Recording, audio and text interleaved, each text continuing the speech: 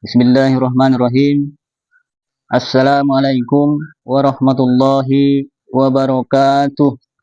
Seperti biasa kawan-kawanku, ada pesan-pesan yang ingin kami sampaikan kepada kita semua, khususnya untuk diri kami pribadi.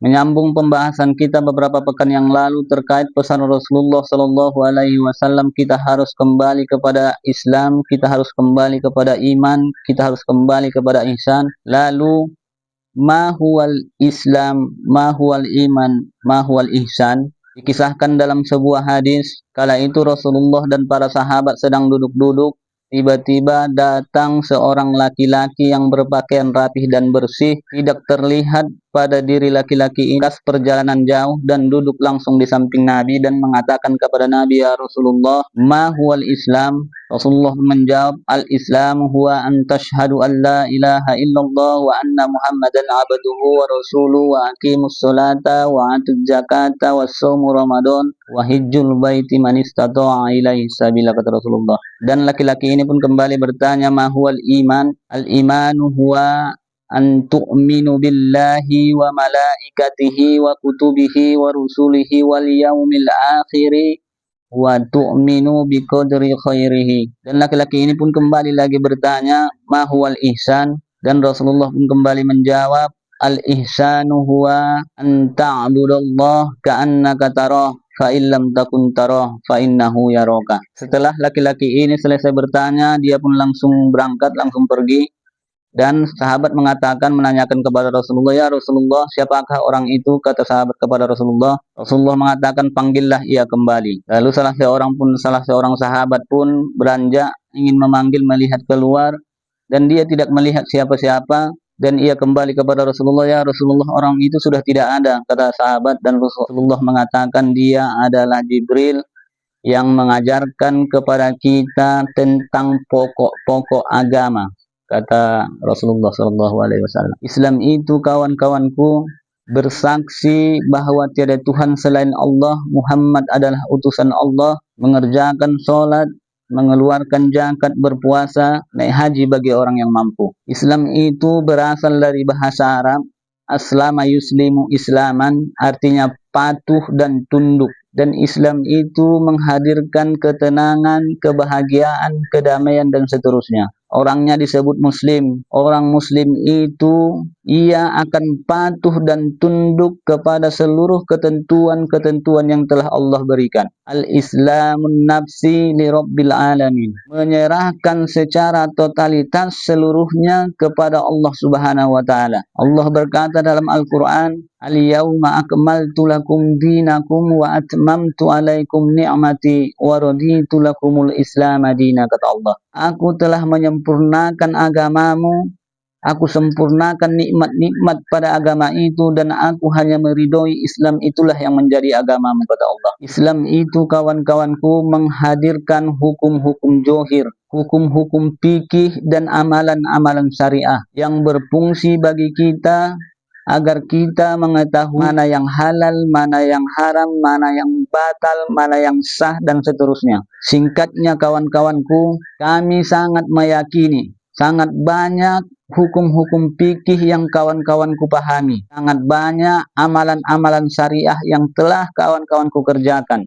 Permasalahannya, kawanku, benarkah hukum-hukum fikih, benarkah amalan-amalan syariah yang telah dikerjakan itu telah mendekatkan diri kita kepada Allah Subhanahu wa taala?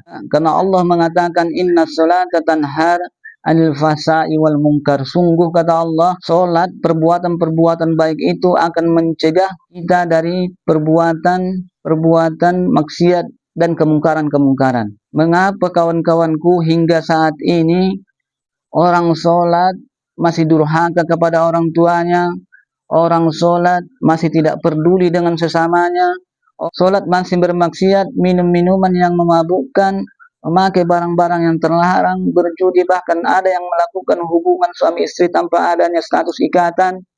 Salat tapi masih menjatuhkan satu dengan yang lainnya, khibah, fitnah, iri, dengki, hasud, busuk hati, munafik, ingkar janji, dan seterusnya.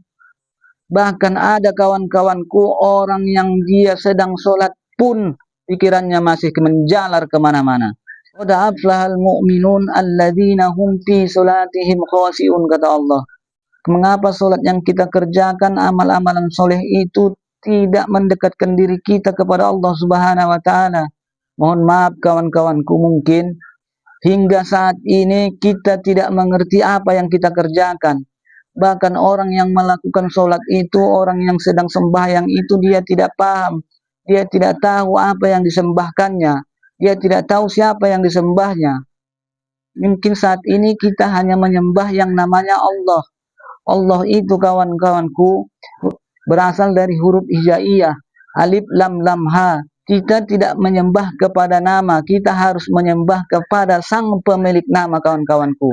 Kita contohkan kawan-kawanku biar mudah. Saya mau pergi ke Tanjung Balai, tapi saya tidak tahu dan tidak mengerti itu Tanjung Balai. Tentunya saya harus cari orang yang tahu dan mengerti itu Tanjung Balai. Kebetulan di kampung saya ada sahabat saya, saudara saya namanya Sudin Sipahutar. Kebetulan dia mengerti ini Tanjung Balai dan tahu arah dan tujuan. Lalu saya tulislah nama Sudin itu ke dalam selembar kertas seperti ini, kawan-kawanku. Lalu saya bawalah kertas ini dan saya berangkat ke Tanjung Balai. Singkatnya kawan-kawanku, di dalam perjalanan saya menemukan dua persimpangan, satu ke kiri, satu ke kanan. Saya tidak tahu harus ke kiri dan ke kanan. Lalu saya keluarkanlah kertas yang saya tulis nama tadi. Saya bertanya, Din, kita ke kiri atau ke kanan? Mungkinkah kawan-kawanku kertas yang saya tulis nama ini bisa menunjukkan saya ke kiri atau ke kanan? Tentu tidak akan pernah bisa, kawan-kawanku. Tetapi apabila tadi saya berangkat dari rumah, saya bawa nama Sudin dan yang pemilik namanya, saya bawa Sudin Sipahutar, saya bonceng bersama saya. Lalu sampai di persimpangan ini tadi, saya bertanya, Din, kita ke kiri atau ke kanan? Tentunya dia akan menjawab, kita ke kanan. Kalau ke kiri itu kisaran tebing tinggi dan seterusnya. Mengapa kawan-kawanku dia bisa menjawab? Karena namanya dan orangnya itu saya bawa. Jadi dia pasti bisa menunjukkan arah saya mau kemana. Begitulah kawan-kawanku, kita dalam melakukan amal soleh dan perintah-perintah Allah itu. Kita tidak boleh hanya menyembah nama. Kita harus menyembah kepada yang punya nama. Innalladzina amanu wa amilus solihati wa aqimus salata wa atuz zakata lahum ajrahum inda rabbihim wala khaufun alaihim wala hum yahjanun, kata Allah. Sesungguhnya orang-orang yang beriman itu, orang-orang yang melakukan amal soleh itu, salat, zakat dan seterusnya itu, mereka akan memperoleh kebahagiaan. Mereka akan Allah berikan ketenangan. Bahkan orang itu tidak akan pernah merasakan kesedihan. Namun kawan-kawanku, amal soleh itu tidak terletak di seberapa banyaknya kita sholat, di seberapa besarnya kita mengeluarkan zakat, puasa dan haji dan seterusnya itu. Amal soleh itu kawan-kawanku, selarasnya apa yang engkau lakukan dengan apa yang di dalam hatimu. Ketika engkau ruku, maka hatimu juga ikut ruku. Ketika engkau sujud, maka hatimu pun ikut sujud. Dan amal soleh itu kawan-kawanku tidak terletak di pakaian-pakaian islamimu. Memakai kerudung yang panjang, bahkan ada yang memakai jubah yang sangat rapi, memakai kupiah, bahkan ada yang telah dibaluti dengan serban dan memakai undung-undung. Bukan itu kawan-kawanku amal soleh itu adalah sunnah, itu adalah akhlak, itu adalah adab bagimu.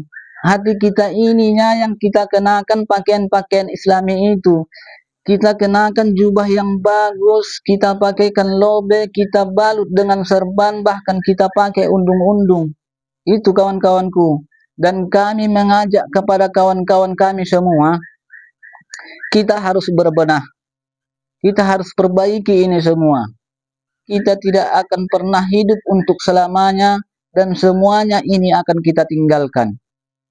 Dan tanamkanlah kawan-kawanku Allah itu di dalam hatimu, rawatlah ia, bersihkanlah ia, Jagalah ia dan menangkanlah Tuhanmu di dalam pikiranmu, menangkanlah Tuhanmu di dalam dirimu, menangkanlah Tuhanmu di dalam hatimu dari apapun itu selain Allah. Dan berhentilah kawan-kawanku bersembunyi di indahnya kata-katamu, di baiknya kalimat-kalimatmu. Berhentilah bersembunyi di balik bagusnya pakaian-pakaian islamimu, tapi sesungguhnya kotor, tapi sesungguhnya jorok. Itu pesan-pesan kita untuk hari ini, kawan-kawanku. Dan Imam Malik, gurunya Imam Syafi'i, itu mengatakan kepada kita, kita tidak boleh hanya berhenti di pemahaman fikih saja.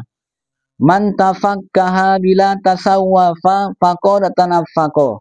Siapapun orang yang berhenti hanya di fikih saja, maka ia akan menyimpan kesombongan-kesombongan, keangkuhan-keangkuhan, bahkan kemunafikan-kemunafikan.